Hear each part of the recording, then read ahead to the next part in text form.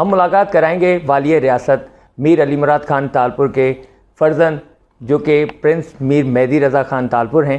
ان سے بات کریں گے کہ پاکستان بننے سے پہلے اور پاکستان بننے کے بعد ریاست کس طرح سے وہ چلتی تھی اور اب آپ ریاست کو کس طرح سے دیکھ رہے ہیں. بہت شکریہ آپ کا کہ آپ نے ہمیں ٹائم دیا جی کا شہر میں. اور خیرپور ریاست کے حوالے سے ہم بات کریں گے. خیرپور ریاست کس دور سے اسٹارٹ ہوئی اور کب تک چلی اور اب آپ خیرپور ریاست کو کس حال میں دیکھ رہے ہیں؟ مگر یہ وہ ریاستیں تھے جب پاکستان کو مدد کی ضرورت ہوتی تھی تو پیسے کے لیے ادھر جاتے تھے. ہمارے یہاں جنابی آئے امداد کے سلسلے میں اور ہمارے والد سے کے نائب سے بھی امداد لے گئے.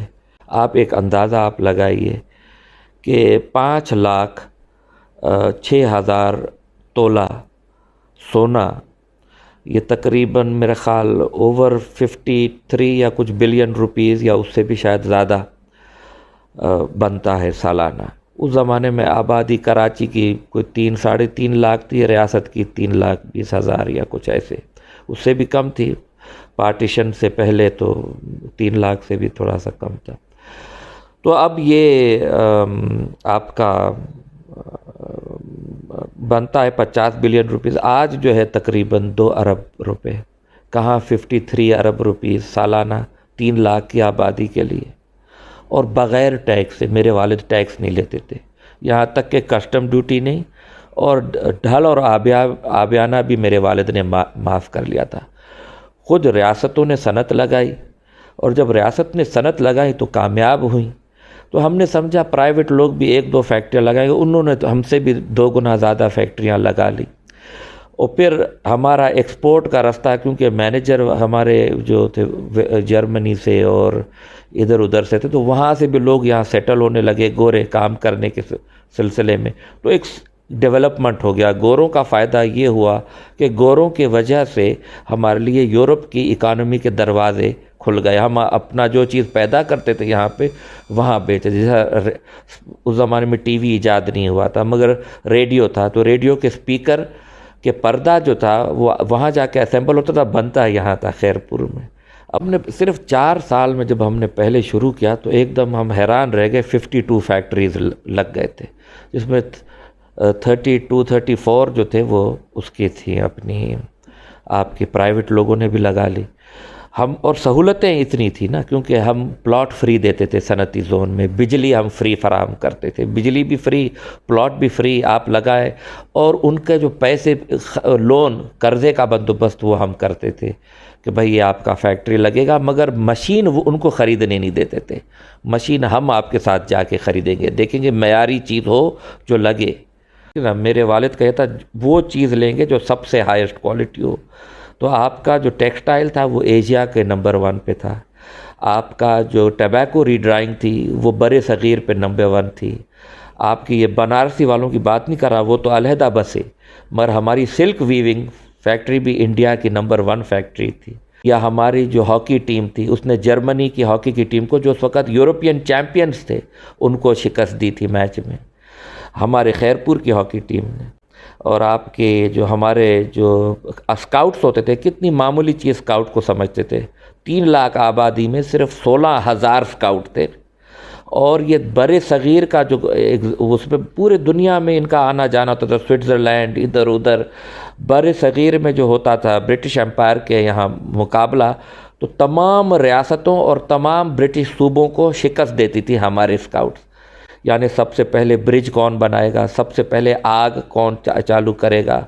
برج بنتا تھا، پھر برج کو کراس کرنا ہوتا تھا، جو سب سے پہلے کراس کر گئے برج بنا کر.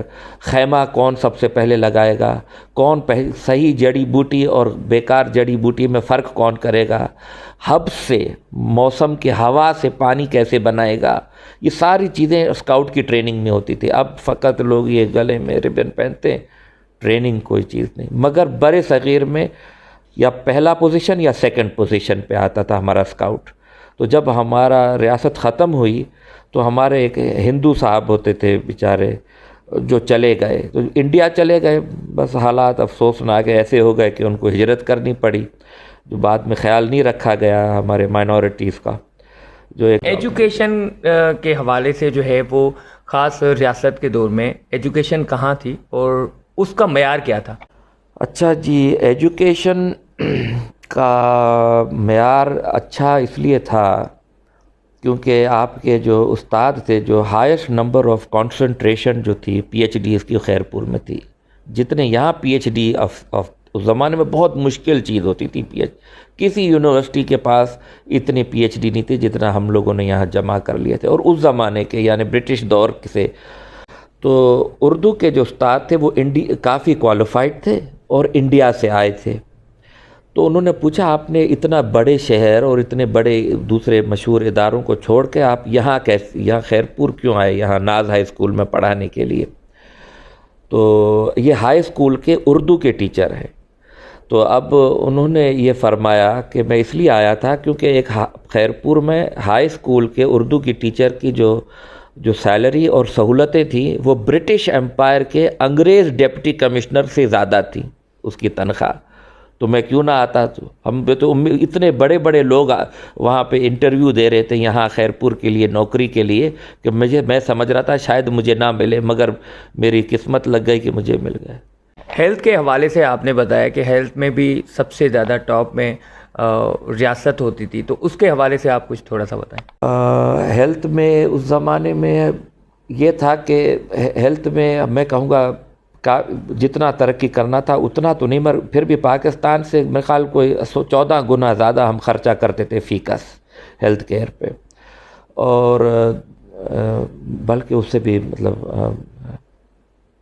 کئی زیادہ انداز. اب ہمارے یہاں انگریز ڈاکٹر ہوا کرتے تھے، گھر گھر جا کے لوگوں کو دیکھا کرتے تھے، اور لوکل ڈاکٹرز بھی تھے جن کو پڑھایا لکھا کے تیار کیا تھا.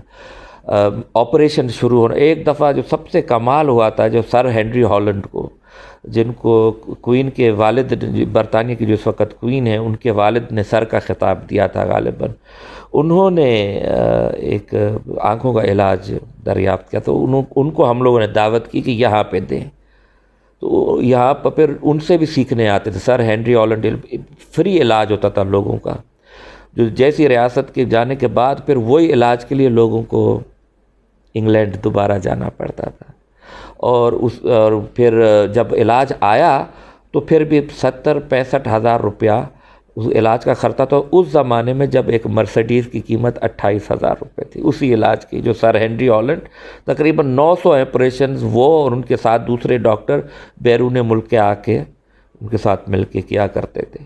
پھر انہوں نے فری کلینک کھولا، مفت کلینک وہاں پر اپنے جو ہے سکھر میں بھی، بعد میں ریاست کے جانے کے بعد کچھ سہولتیں ملیں. تو یہ چیزیں لوگوں کو فری سہولت تھی، علاج فری ہوتا تھا. اب 46 روپیہ تولہ سونا ہوتا تھا، تو مریض جس کو وہ ہوتا تھا یہ ٹیوبرکلوسس، تو اس کو ماہانہ میرا خیال 32 یا 30 روپیہ ماہانہ مل جاتا تھا. 46 روپیہ تولہ سونا ہوتا تھا. اور ایجوکیشن میں جہاں تک کہ ہسٹری بتاتی ہے تو ایجوکیشن کے حوالے سے جب بچے پڑھتے تھے تو ان کو بھی وظیفہ بھی دیا جاتا تھا جو ان کے والدین کو دیا جاتا تھا. پڑھائی لکھائی کس حد تک تھی اور ان کے کھانے پینے کے اخراجات بھی جو ہے وہ ریاست برداشت کرتی تھی؟ ہاں، سارا پورا سسٹم فری تھا. جوتے، کپڑے، کتابیں، اوپر سے ایکسٹرا پیسہ خرچی کے جو غریب بچے اپنے ماں باپ کو دے دیتے تھے.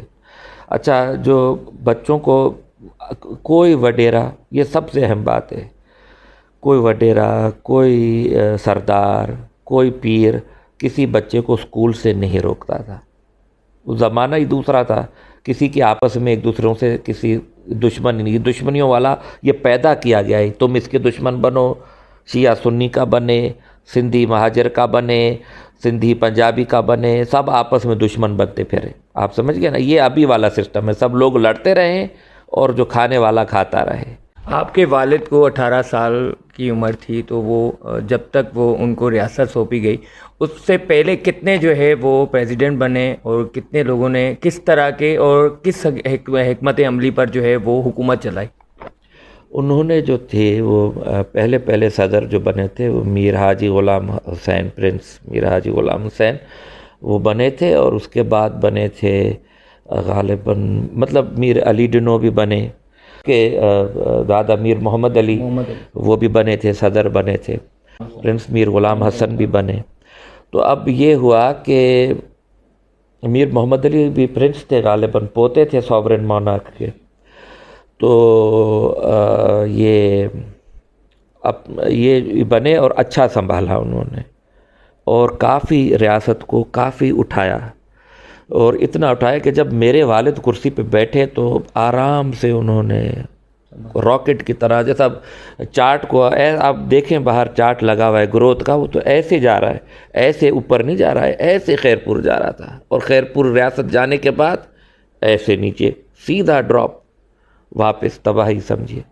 بس یہ کہنا چاہ رہا ہوں کہ آج جو آپ کی عوام وہاں جا کے قطر جاتی ہے، ایمریٹس جاتی ہے، سعودی عرب جاتی ہے، اس کے ساتھ سلوک کیسا کرتے ہیں. اور اگر یہ ریاستیں ہوتی نا، آپ دیکھ رہے ہوتے یہ دبئی، یہ ابو دھابی، یہ جنیوا جیسے شہر، چترال آپ کو جنیوا لگتا، سوات جنیوا لگتا، ابو دھابی اور دبئی اور قطر دوحہ کی طرح خیرپور اور بہاولپور نظر آتے، کلات نظر آتا. آپ یقین نہیں کرو گے مگر ایک زمانے میں ان کا بھی ایسا ہی حال تھا. اور آپ ہمارا گروتھ ریٹ دیکھو 8 ایئر پیریڈ کا 309%، تھوڑا سا 2 اور 4 دماغ میں ہونے دو. یہ ریاستوں کو آپ چھوڑتے، آپ پاکستان کا جو گند آپ کو پاکستان کے ساتھ کرنا تھا آپ کرتے رہتے، جو جتنا برا آپ پاکستان کو چلاتے. مگر یہ ریاستیں ایسا ایک ریلیف ہوتی پاکستان کی عوام کے لیے. جو اس زمانے میں بھی لاہور سے لوگ آتے تھے خیرپور، کیوں آتے تھے لاہور سے خیرپور؟ 10-15% اضافے کے لیے تھوڑی آتے، 3-4 گنا زیادہ تنخواہ ملتی تھی. یہاں پہ کسی کو یقین آج نہ کرے کہ خیرپور جیسی جگہ میں ایسا تھا. مگر اگر آپ پہلے جاتے کہ دبئی جو ہمارے ایک چھوٹے سے مٹی کے گاؤں جیسا 90 فیٹ کا ایک مٹی کا قلعہ آج ایسا ہو جائے گا، کوئی یقین کرتا؟ کوئی یقین نہیں کر رہا تھا. جب اس نے پہلے 5 منزلہ عمارت بنائی لوگ ہنسنے لگے، اس میں آ کے رہے گا کون؟ اور آج دنیا کی سب سے اونچی عمارت وہاں بن گئی. آپ کو ایک بنا بنایا سہولت تھا. آپ کا آدمی یہاں پہ آ کے روزگار کماتا اور خوب کماتا. 2.5 تولے کتنا بنتا ہے آج کے حساب سے؟ اندازہ لگاؤ مزدور کے مہینے کا. ہمارے کئی مزدور بس 1 ہفتہ کام کرتے تھے، گھر بیٹھ کے بیٹھ جاتے تھے. 2 ہفتہ کام کر لیا، زیادہ سے زیادہ گھر بیٹھ گئے. مگر جس کو بہت کرنا ہے ضرور کرے، شاباش. دکانیں کھول دی وہاں جا کے، لاہور میں جا کر لوگوں نے جو مزدور تھے. اور اب دبئی میں کتنا کما رہے ہیں آپ؟ 40-50 ہزار میں خیال مشکل سے ماہوار، یا 60 ہزار ماہوار کما رہے ہوں گے مزدوری کر کے. اور وہ بھی 16 گھنٹے 8 گھنٹے دن کے 2.5 تولہ سونا. وہاں جا کے 16 گھنٹے خوار ہونا ہوتا ہے، اور آپ کو غلام کی طرح رکھا جاتا ہے. اور یہاں پہ آپ کام کرتے، اپنا کماتے، جب گھر جانا ہو ٹرین میں بیٹھتے، شام کو اپنے گھر. کیوں ریاستوں کو برباد کیا آپ نے؟ پاکستان کو برباد کیا کیونکہ آپ سے تو صحیح چیز ہونا نہیں ہے. تو ہم تو ہم نے تو وہ بھی دے دیا عوام کو کہ آپ جس کو چاہیں چنیں، آپ اپنی گورنمنٹ بنائیں.